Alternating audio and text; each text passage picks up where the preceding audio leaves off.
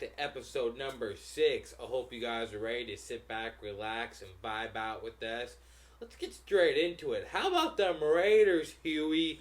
And can't handle it. The last 30 seconds, they just fell apart. What happened? Was it Abrams' fault? Was it the defensive coordinator's fault? Did Derek Carr not do enough? What was it? To answer your questions, Derek Carr definitely did enough. Played a damn near flawless game. Had a couple crucial drops, in my opinion, that if they're caught, we waste, I think, a little bit more time off the clock. And I don't think Mahomes has that minute 40 to do us dirty like he did. Kind of sucks because right when we scored that touchdown and took the lead, I was super hyped up. But I immediately knew we left too much time on the clock when you're facing a guy like Mahomes. Like, he surgically performed in that last drive and just picked us apart like it was nothing, honestly. And it was a blown coverage that cost us the game. Oh, yeah. Abram. I mean, yeah, it was Abrams' fault. He blew the coverage. He came sprinting in to make a play. It just goes to show you feel me, still learning the game, still young. It's basically his rookie year still, honestly, because he didn't play at all last year. But I think the Raiders showed me a lot that I've been saying, and I think now is when they finally showed to other people that have been sleeping on them, like, we're legit. We've went toe-to-toe with the Chiefs twice this year, beat them once. Damn near beat him a second time if it wasn't for Mahomes' magic. Like, let's be real. Like, we had them on the brink. They're literally back to the edge, about to fall off and go overboard. But, yeah, I mean, got to take it on the chin with this one. I didn't predict us to win one game against the Chiefs, let alone us win one and almost take that second one too, which would have been huge.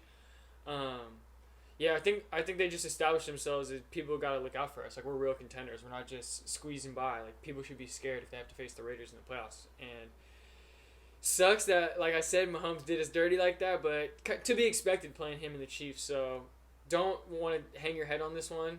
It's one loss. Still got 6 games to go. Got to finish strong, in my opinion. I think we just established ourselves more as, like, you can't take us lightly. Yeah, definitely. I think you guys should definitely hang your guys' head on this one, in my opinion. 30 seconds. Big-time players make big-time plays and big-time moments. Let me tell you something. The Raiders, they didn't have the man to make the big-time play when it mattered. They had the big-time player to make the big-time blown coverages is what they had. Only 30 seconds. 30 seconds to get to stop that, man. That's it. Get the ball. Take a knee, and that's it. Game over, and you're real contenders to the NFL.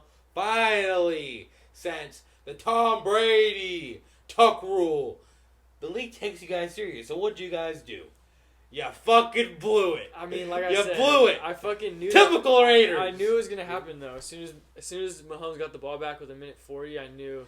No, realistically, I'm joking, he's but driving the field. All seriousness, so the Raiders, like you said, you guys weren't expected to win those 2 games. You guys were very much in it. So a very good game from the Raiders. Very much our contenders. Like I said last episode, I have you guys definitely going to the wild card game. And this game, even though you guys lost, gave me even just more confidence that you guys are going to get the wild card spot because that's the best team. You could almost say in the NFL right now. And you guys, like you said, beat them once. Only team that beat them. Yeah. And now you're pretty much the only team that, like, really almost handed them their second loss. We had them on the bridges of, like, sitting there almost in the dirt trying to matriculate the ball again like they did back in 19 whatever in the Super Bowl. But, yeah, Raiders, definitely a great week for them. It was a loss, but it was a win at the same time. I understand that. I feel that. That's what I mean. I don't want to hang... I don't think there's anything to hang their heads on, but it's a tough pill to swallow that he did us like that in the last minute 40 when we played such a good game and showed, like, everyone, like I was saying, like, that we're the real deal. For us to not, like, really close the deal kind of hurts a little bit, but it's at least nice to know, like, we went toe-to-toe with the defending champs twice this year, and we held our own and won one of those games. So I think we're definitely nothing to take light, but it would have been nice to just close out that one and sweep the series. That would have been huge. Yeah. And, what happens that are wondering, Niners don't fucking deserve to get any coverage this episode. So fuck you, Niners, for this episode. Yeah. You fucking got a lot to fucking prove to me. A lot to fucking prove. A true loyal fan right here. Fucking disappointed right now. Moving on right on after that fucking sorry-ass team. So, Maddie, here's a topic we need to get into. What are your thoughts on the Ravens? I know you don't love my boy Lamar. But it's been a tough go for them recently. They've taken a major step back, in my opinion. Major step back. So this is a big week for them. You got Steelers coming up, and this last game, it was Titan week. Titans gave it to them, bro. Jeez, just gave it to them. Just Lamar, man, just didn't have the arm. He had a chance to drive down the field, win them the game, and what he doing? Nothing. Yeah. Nothing. Like I said, he can't make the big time plays when it matters. Rains, shine, it doesn't matter. He can't do it. And I think Greg Roman, their offensive coordinator, has got to go. I think that's first and foremost. So, I give him a lot of hate, but we got to see him with the new offensive coordinator. If they bring in a new offensive coordinator and it's still the same, thing that's going on, I think it would be time to move on from him. Not saying he's a trash quarterback or he's not a top 10 quarterback, but he just wouldn't. I don't think he's a quarterback to win a Super Bowl, or at least multiple Super Bowls. I feel that. I mean, I definitely feel like he has the abilities and he can win a Super Bowl. But like you said, I think their offense has just gone a little stagnant. Like they're just trying to do the same thing and hope it works. You can't do that in the NFL. Guys that have film just like the Ravens do, like they study film, they learn tendencies, they learn how to defend, like what you do well. So. Definitely see why I think the Ravens are struggling. They're a little too predictable almost. Like, the offense is so predictable, and the one thing, like even though their defense is like the number 3 ranked defense in the NFL, they struggle to stop the run, which is surprising because Baltimore's always been good against the run, but they struggle stopping the run. Their pass defense and their defense overall is 3rd in the league, but their run defense numbers are a little flukish in my opinion. Like they're not as good as the numbers say, and I think they struggle to stop the run, and we've seen that this week. The Titans just gave him a steady dose of Henry like they do to everybody, but like you could see early in the game like they were stuffing it, and then Henry just overtime just wear it down. That man said, "Coach, give me the ball. Put the team on my back once again, Coach. No problem. I have it in me, man. What a run. No, yeah. Now that we're talking about Titans though. Titans-Colts for the AFC South is going to be a hot topic ending the year. I think they play each other one more time. Oh, for sure. I think they play each other one more time. I think the Titans are actually the Chiefs' biggest threat in the AFC. You think the Titans are the biggest threat to the Chiefs? Threat. Interesting. Over the Steelers? Over the Steelers, yes, because Derrick Henry. That's the reason. It's Derrick Henry and Mike Vrabel. I can't lie. One hell of a head coach. Yeah, he's a hell of a head coach for sure. He's very underrated. Slept on. He's very underrated in the coaching ranks. Yeah, definitely. I told my brother this a couple of weeks ago. I think that man's going to win multiple Super Bowls as a head coach. I'm not saying he's going to win them right now. No, yeah. But like when he's done, all said and done, yeah, I think he'll have at least 2. 2 to 3. I see him having. Definitely. But I like the Titans. They play very complimentary football. The defense is stout. They play good defense. And they have a heavy dose of Henry, so ball control throughout the game. And Henry helps Ryan Tannehill. I almost said Matt Ryan. Ryan Tannehill so much because Ryan Tannehill and that Titans offense relies on the play action for the passing game. And to have Henry, everyone's going to have to stuff the box to try and stop Henry. And like what we talked about, he wears defenses down. So then eventually they're going to be like, well, let's stuff the box. Oh, here we go, play action. I'm going deep. Like it just opens up the whole offense. I love that team. They play very good complementary football. Who did they play last year in the AFC Championship? They did play the Chiefs. And they're up at halftime. Yeah.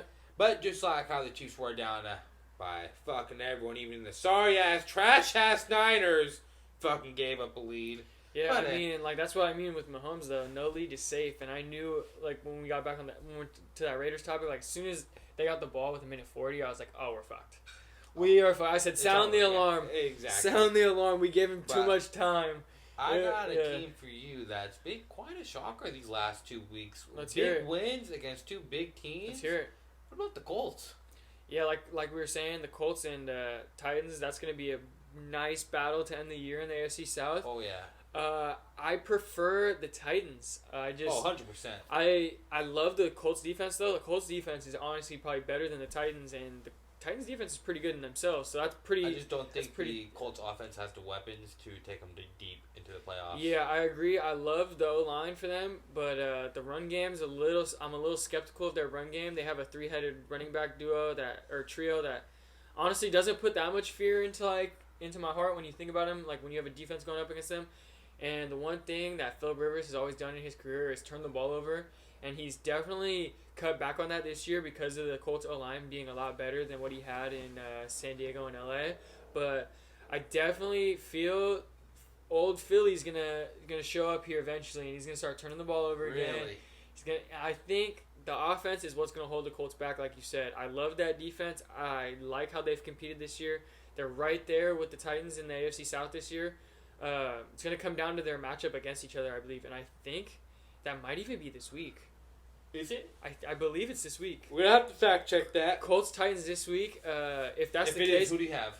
I'm gonna take the Titans. Oh, very much so, I think same. the Titans have what it takes to just win that division. I think they're gonna win that division, honestly. In my words, fucking Derrick Henry's back. Derrick Henry Got what is it a fucking beast. takes to win that goddamn game. Oh, that game is this week, ladies and gentlemen. Oh. Just fact checked it. That's this Sunday. Woo! Titans Colts Get the popcorn for the ready because Derrick the Henry's division gonna be lead. eating. Man, that's gonna be a good Oh, good it's game. gonna be a great That's game. a matchup to watch. Like the Chiefs Raiders this week was a very interesting division game for everyone to watch. If you need a game to watch this week other than your team, ladies and gentlemen, go watch that Titans Colts Oh, game yeah. because that is gonna be a very very good game, and that basically I think decides that division.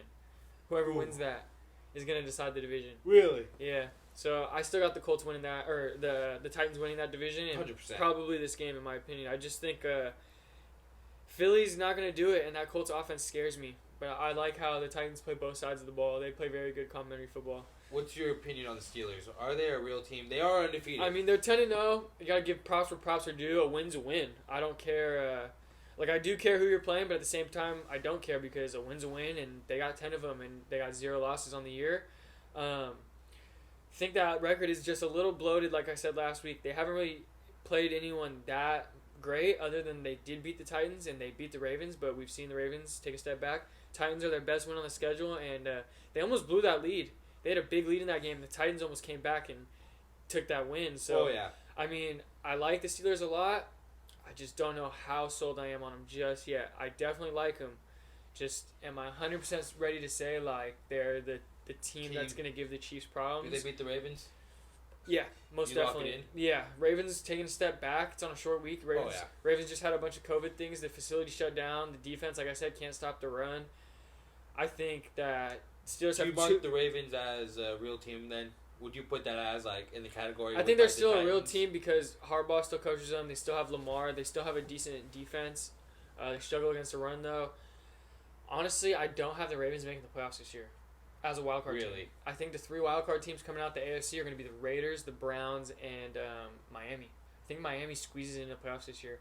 I don't know if it's going to be with Tua or with Fitzmagic. That's a hot take, ladies and But gentlemen. that- Miami. Miami defense. Wild card spot, that- Mr. Huey. That Miami defense is very impressive. They took a step back this week. They lost to the Broncos, but hey, they won 5 games in a row before that, and that defense is legit. And I think they can hang with anyone. I think other than the Chiefs and the Steelers at the top. Like if they play, the Raiders play them later in the year. I'm interested to see how that goes, and they've showed me a lot. I think the Ravens miss out on the wild card spot, and I think the 3 wildcard teams are Cleveland, the Raiders, and Miami. 3 teams that haven't had a lot of success in the recent history, and I think they all get into the playoffs this year. Wow. Yeah. Ladies and gentlemen, you hear it from Mr. Huey. What about the NFC, though? My opinion on the NFC, got the Rams taking 1 spot. Do you think the Rams win the NFC West? No, I have them taking a wild card. So Wild who card, do wild you card. have as division winners in the NFC? Oh, I have Seattle 100%. Seattle, I have Tampa. Tampa over New Orleans. Wow. Dude, I have them taking. I got New Orleans beating just Tampa. because their schedule at the end is easier. I'm about 90% sure it's way easier than. I feel that. New I feel that. But Orleans. I'm rocking with New Orleans. New Orleans is hot. Green Bay. Green Bay, I got that one. Green Bay's division's trash. I'm gonna take the Washington football team. Oh, I would love that. I think that. Alex Smith makes it and try to just comeback story and goes to the playoffs. Speaking of the NFC least, here's what I'm going with here. Ready? I got Washington winning that division as well. Not sold on Dallas, for obvious reasons. Not sold on the Giants, At all. obvious reasons. And when it comes to Washington winning the division and Philly, here's what I think. I think Philly needs to bench Carson Wentz. Really? I think it's time for Jalen Hurts. Mr. Jalen Hurts. It's Jalen Hurts season. It's Jalen time? It's Jalen time. I think, especially Niners, Carson Wentz. especially if they lose this week because they're playing the Washington football team. Whoever wins this is going to be in the lead in the NFC East. If Philly loses to Washington, it is time to make a QB change. It is definitely. Ladies and gentlemen, Niners, Carson Wentz, trade, offseason. That would be terrible for the Niners. I am not sold on Carson Wentz. Honestly, not sold on him. I don't like Carson Wentz as a quarterback. I'll take him. I'll trade a 5th rounder for him. Okay, a 5th rounder I would probably. That's what it's. What more would they expect for him? I mean, maybe a 2nd, a 3rd, and a 5th. Fuck no. 3rd and a 5th plus a player. They're not gonna just give him away, man. I mean, they're reluctant to even bench him. What was the last quarterback that was traded that was like? That was still in his young age, Kinda ready young to go. age, like ready to go, but in Josh Rosen. Like trash, bro. Like nah. Honestly, if it wasn't for them being in the NFC East, I think the Eagles would have already made the switch to Jalen Hurts. Really? 100%. If they're in a division like the NFC South with New Orleans and Tampa, and they're 3-5 and whatever their shitty ass record is, I think the switch to Jalen Hurts has already been made. I think just the fact that they still they still technically have a chance for playoffs because of, like the division they're in. I think they're reluctant to say like, all right, this season's a wash. Let's put Jalen in so he gets experience. I think they're saying like, shit, like we still have a chance to, like we're still in the lead of the division, still have a very good chance to win it. Might as well just ride with Wentz the rest of the year and see what he can do for us. But I definitely think if they were in another division, Hurts would have already been the man. And getting him, because the one thing with, there's nothing like live reps. There's nothing like in-game reps for guys to get experience and get better like Jalen Hurts could use. The only thing about Jalen Hurts, though, is I feel like they're a little hesitant is will he have success in the NFL? Obviously, they have hope. They drafted him in the second round. Obviously, there's hope. Like, obviously, there's hope. But I feel like he's not ready yet at all to be that's what I mean. Let's bench our starter. No, exactly. But that's what I mean, especially because they're still in contention. But if they were out of contention, I think they'd be okay with letting him grow through that. No, for sure. But the worst thing you want to do, even if they were in a division that's just kind of washed up, like you're out the hype, is take Wentz and sit him. All right. Then what if this fool goes in and just shits to bed? Now you're gonna put him back in and have that. No, I feel it. I mean, like that's kind of like. So it's kind of like a rough situation. How like what happened to the Bengals last year when they benched Dalton and they put in Finley, who they drafted in like the 4th round. They had high hopes for him. They put him in for 3 games, and then after the 3 games, they were like, "Yeah, we're back to John." Like you don't want to do that because obviously that's a big hit to a guy's confidence too. But I think honestly, even without Jalen Hurts being ready from what they've seen, I think he'd be an upgrade compared to what Wentz has given him. Oh, I don't think Hurts would force balls into coverages and turn the ball over as much. He's a little more mobile too, actually. Oh yeah, definitely. Way more faster. Yeah, but I think also another reason they're reluctant to switch is because I think Jalen Hurts has to run a kind of specific kind of offense. He needs the play action game. He needs the run pass options, the read options.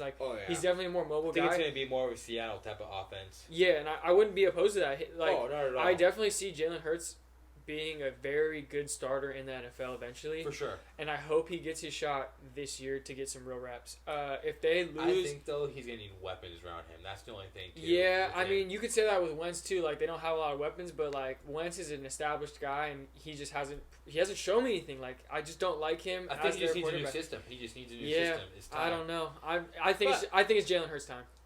We will see, though, ladies and gentlemen. That's going to wrap up this week's NFL segment. I hope you enjoyed. Now it's time to fast forward on over to a little UFC. All right, ladies and gentlemen, we are in the UFC segment of the show. Haven't touched on UFC the last 2 weeks, but guess what? UFC has been making big moves. Huge. Ladies and gentlemen, the December 19th fight card is a free fight card, and it's probably the best free fight card of the year. Oh. $9.99, ladies and gentlemen. ESPN Plus. Oh yeah, you gotta have ESPN Plus, but it is a free UFC fight pass. It is on ESPN Plus. One of the best free fight passes of the year, I believe. Let's jump right on into the big fight in that one, Maddie. Leon Edwards' first fight in a while versus Hamza Chimaev. Probably one of the hottest up-and-comers in the UFC, would you say? Oh, yeah. But you want my honest take on this one? Yep. Brother. I smash anybody. It don't matter, brother. Just send me a location. Just let me eat apple in the back. Come back. We fight anybody back to back, brother. It don't matter. We smash this guy. It's gonna be an absolutely demolishing, is what it's gonna be. And this is gonna be probably maybe Leon Edwards. I'm not gonna say maybe like last fight, but this is gonna be maybe towards his his downfall. of opponents, because now Hamza is one. Not even ranked in the top 10. He's 15, yeah. He's fucking 15, but like, you know what I mean? No, like, yeah, I feel it's like not a really ranked type thing. You know what I mean? Yeah. So he's gonna take this loss, honestly, in my opinion. So it's just kind of like, all right, what's next for you, like, type thing. I mean, so, I 100% agree with this. But for Hamza, after he wins this fight, I'm not interested at all in him fighting nobody. Interested in the 14 to honestly 6 range. Not interested. It's got to be another top 5 fighter. It's got to be. Another top 5 It's fighter. time for me to see if this is the real deal. Next, it could be for me to move on my throne too, but we'll see though. I think it's gonna be a great fucking fight. I think it's gonna be a good fight. I think it's Hamzat's definitely toughest opponent to date. I think the one thing he has advantage is he's been fighting often, and Edwards hasn't fought in almost a full year, I believe. By the time the fight comes, it'll be almost a full year for him to not have fought. So I think Hamzat has the advantage there because he's been active and he's been in fights recently and like been improving. This is definitely going to be his toughest fight to date and toughest opponent to date. But I definitely have Hamzat pulling it out in the end. Honestly, I don't think it goes anywhere near the championship rounds because it is a main event, 5-rounder. I think it's easily done before the third round. First round. I said before the third round. So anywhere from 1 to 3, I think Hamzat finishes it pretty efficiently how he's been. It's the toughest fight for him, but I really think he's one of the best up-and-coming superstars for sure in the UFC, and I think this fight could really be what like catapults him into like star level, and he's gonna get another top 5 fight 100% if he wins this. He will be fighting. I'm excited. I mean that's a great headliner for this fight, and I'm really excited for it. Honestly, I think it's gonna be a great fight. This card is absolutely stacked too, so it's cool to not only look forward to his fight. There's a few good fights on this card. We got Wonderboy Thompson. He's fighting Neal. That's going to be a good fight. Haven't seen Thompson fight in a little bit. He's number 6 contender right now, so it is definitely interesting to see how that's going to play out. Same with Wonderboy though. There's a lot of fighters right now in the UFC that you have a lot of fighters where it's kind of, I feel like they're at that stage where it's either you're on your last leg.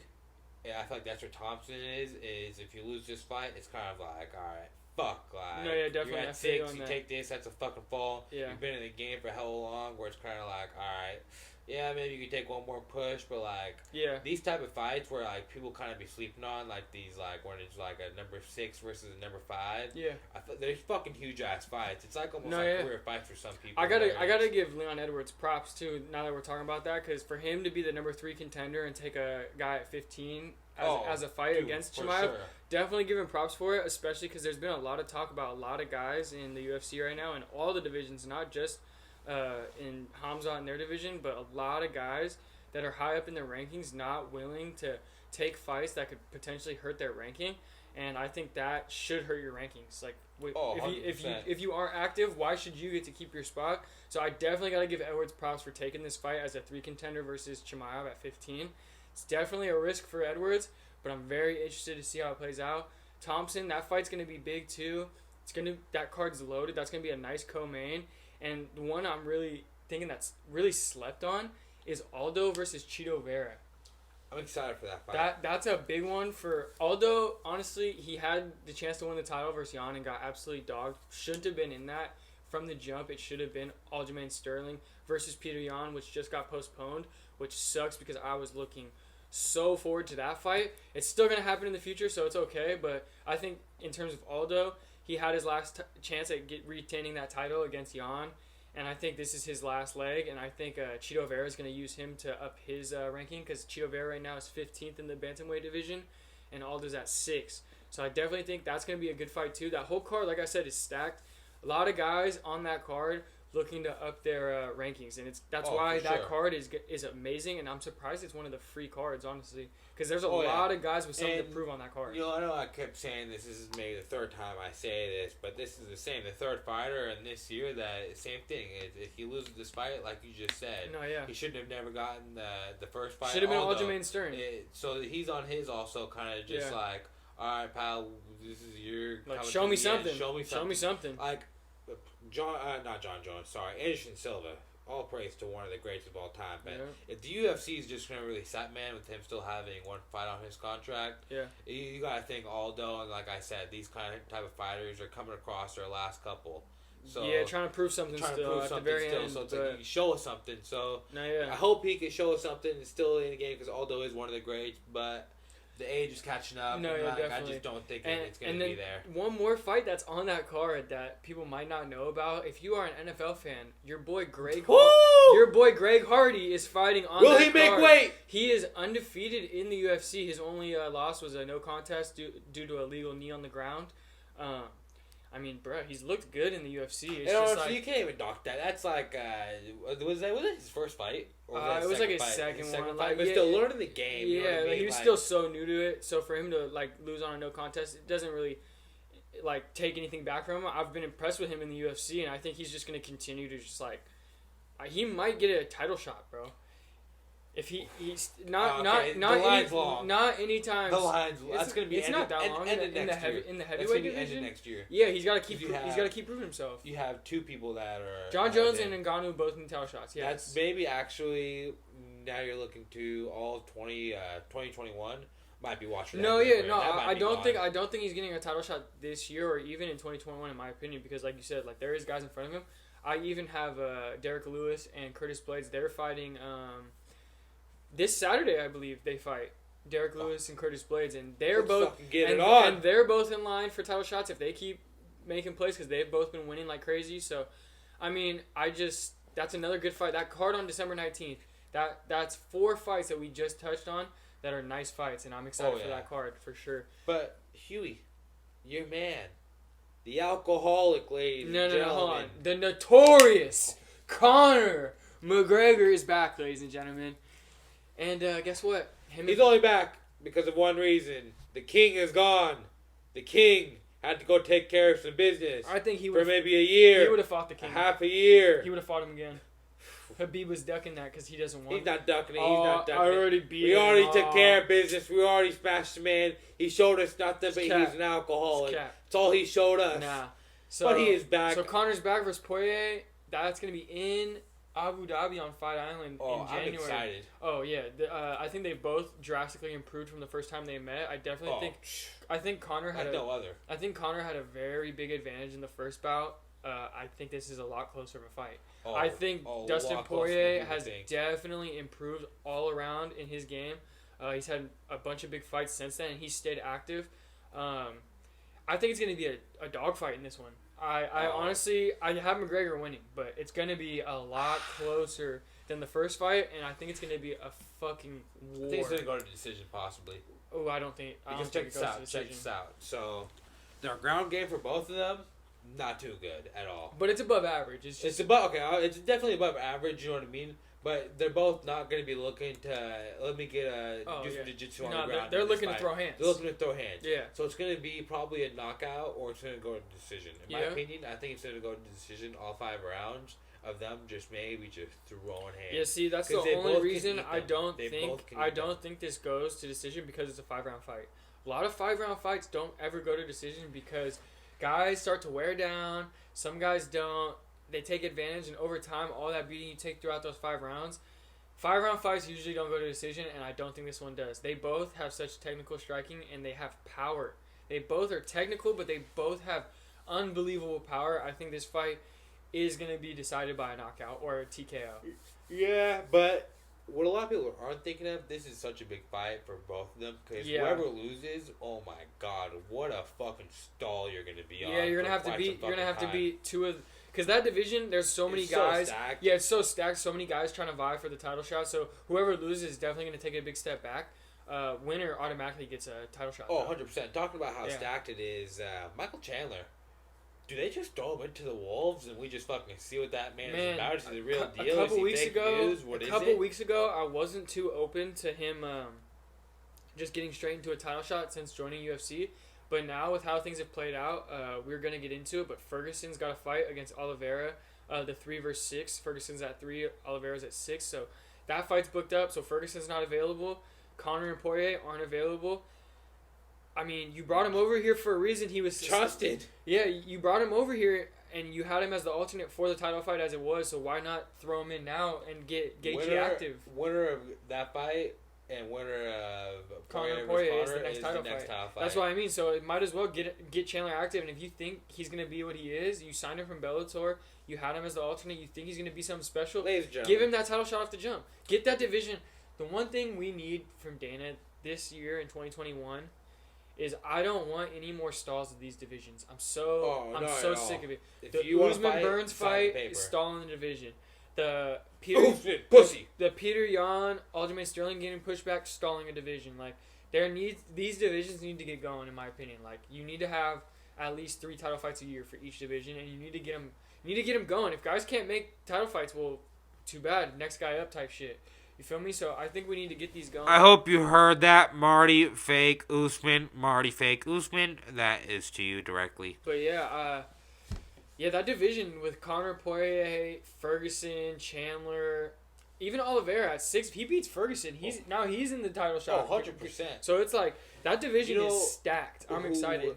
I'm really interested in seeing is the Chandler and Gaethje fight. Really is what I'm excited for. If that's what happens, because based on one thing, if Chandler does win that, then it's like, all right, Gaethje, like we said, is gonna take it. But whoever loses those 2 fights are both gonna have to take a backseat. Yeah. Probably best case scenario is just whoever one of them gets Ferguson. Is not even that. One of them gets Ferguson, or they just fight each other type thing. No. Yeah, I think they fight each other most likely, or one of them takes Ferguson in hopes they can bounce themselves into the title shot after Conor or / Poirier fight Gaethje or like, dude, there's so many things that could happen with that division. And I think Dana, as soon as the new year comes in and Conor and Poirier get that fight off, he needs to get the next one going. He needs to figure out if he's gonna have Chandler, whatnot. Chandler faces the loser of Conor Poirier. Ferguson faces he needs to get that division rolling because that division is too stacked. Talking about the division, though, and ending on that division. Breaking news today, ladies and gentlemen. The King tweeted, "Big business to talk about with Mr. President Dana White," Khabib said. What do you think that means? Is that a possible fight? I think possibly that might be their last meeting. If it is time for Khabib to retire, I think that's just like their last business meeting together. But the only thing I see drawing Khabib back into the UFC. I'm going out on a limb here. If Ferguson goes on a run with Khabib retired, takes over the division, and has the belt, I think that might be the last fight that would entice Khabib to come back for one last one. They were scheduled to fight 4 times for the belt. Never happened.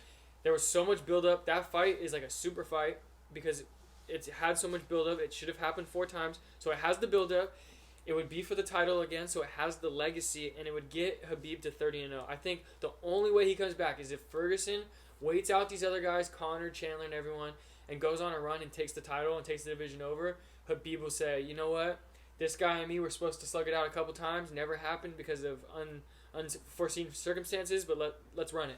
I'm going to 30-0. I hope it happens. Yeah, I mean, honestly, I would be hyped for that too. Like, and I'd be with that. All honesty, man, that's gonna be such a cakewalk for us. We're gonna smash that guy. 1, 2, 3. Yeah, I don't think. You saw how easy he took on Gaethje, and Gaethje absolutely fucking torched Ferguson. Yeah. So I definitely agree with you there. That would be an easy fight for Khabib. I think Ferguson. But I would love that division. It wouldn't surprise me if Ferguson really did just went on a quick run and just started fucking torturizing everybody. Yeah. The only person, unfortunately, I can't believe I'm gonna fucking say this in his fucking alcoholic name, but I think Conor will be the only like real challenge. If Ferguson really put his mind to it, Conor might be his only like true challenge to. I think Poirier might get in trouble too, honestly. Poirier's nice. Did they already fight one time? I thought they didn't. He beat him. No, they didn't fight. No, that'd be a good matchup. It would be. I want to now that we're off that because that division's so stacked and it could go in so many directions, and we'll have to wait and see how it goes. I want to touch on a new superstar being born in the UFC.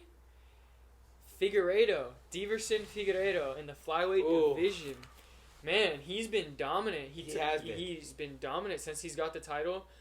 He's running it back. He just defended his title this weekend, and he's running it back in December, early December already. Give me my money. And this fight for him is personal. The guy he's fighting, they do not like each other, and he said like this is one of the first fights for him that's been like personal, where he wants to go beat the shit out of this dude. I think he does it. I think he does. That's what I mean. I think he's a new superstar in the division. I think he's gonna run that division for for sure. a little while, honestly. And I think after he does that, he might even move up to 135 and try and run through that division one time. Really?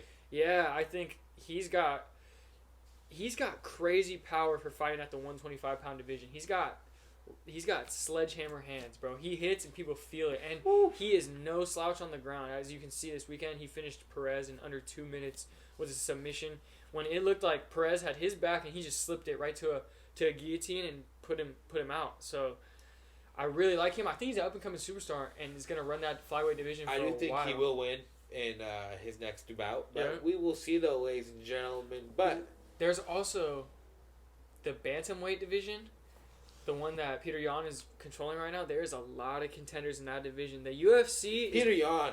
Peter Yan's a beast. I think he's going to be the one that runs that division for a while. It all depends if he can get past Aljamain Sterling. I think he might be able to. I've seen and heard guys in the UFC talk about Aljamain Sterling, and they believe he is the deal. He's the real deal, and I think him and Peter Yan. That's why I posted it on the Instagram. Is that why there's a pullout, fake injury, have to scheme up a little more, get a little more prepared? Dude, honestly, good could possibility. be. Yeah, there's a possibility for it, bro. I mean, that fight, I've been looking forward to that fight, and the fact that it got pushed back until probably February to the start of next year, it's cool because next year when the fight season starts for the UFC in 2021, it is going to be insane. But I definitely want that bantamweight division. It's kind of the same for like the division with Conor and all them. It needs to get going. There's so many guys, they like now that they're pushing this back a whole 2 months, the division's getting held up, and that's what we're talking about. The UFC's done a really good job creating good fight cards and good fights lately, but there's just been a little bit of too much of holdups. Usman did it from big superstars too. Usman did it with Burns twice now. Pussy. I mean, like, bro, these divisions need to get going because there's so many guys that are, like, we've talked about the guys that are on their last leg. Well, there's a lot of guys that deserve their title shots, and they need to get them. And the UFC can make big money on these, especially with the trajectory the UFC's going right now with popularity. Like, they're making moves, and they need to continue to put out fight cards that not the UFC fan, but the average Joe that wants to watch. Like UFC's cool, I'll watch. They need to put out fights so that guys like that, people like that love to that just like to watch but don't love it, don't follow it, can really tune in and be like, I heard this is a big fight, like I need to see what's up. You feel me? Oh yeah. Because that's what's gonna really keep that trajectory for the UFC and keep like these divisions interesting and popping, bro. Because these divisions are crazy. Like, there's so many fights that I wish I could just like snap my finger right now and get the deal signed so that they can get going. Like, there's so many good fights that have the potential to be made that just need to get made, and divisions need to stop being held up. Once that happens, I think the UFC is gonna ascend to a whole new level, especially here in the US, where like they're competing with like the major sports leagues. They're competing with the NFL and the NBA and the MLB for viewers. For sure. Shit. Well, I mean, you're almost up there with your big pay-per-views. Recently, fighting, exactly. I mean, they've had big ones, all those bro. Viewers. Yeah, but we shall see, though, ladies and gentlemen. It has been quite a goddamn fucking episode 6, if you ask me. Man. And don't forget, ladies and gentlemen, we still have stickers on sale for $2. Don't forget to DM us. And big news, ladies and gentlemen, that we're coming out with. You want to tell them, Mr. I'm going Huey? to take over. So, ladies and gentlemen, we are coming out with a VibezSportsTalk t-shirt. They will be in very soon. We will have them to show y'all. And, you know, we appreciate all the support. You guys are going to love them, we think. They're cool, simple design that you could rock. It's going to be a comfy shirt. Great quality. You're going to look great in them. And let me tell you, you guys are going to want to grab them because the first batch, I guarantee, is going to go quick. Like Maddie said, we appreciate all the support from y'all. Help us run up these views. If you check out this episode, haven't seen the other episodes yet, always go back. You want to stay up to date. We always are bringing the knowledge for y'all, and we got big news. Once those shirts come in too, we are having a giveaway. It's going to be a giveaway you have to enter with certain rules that we will expand on more in the future. But we appreciate y'all. That's it for episode 6 of VibezSportsTalk.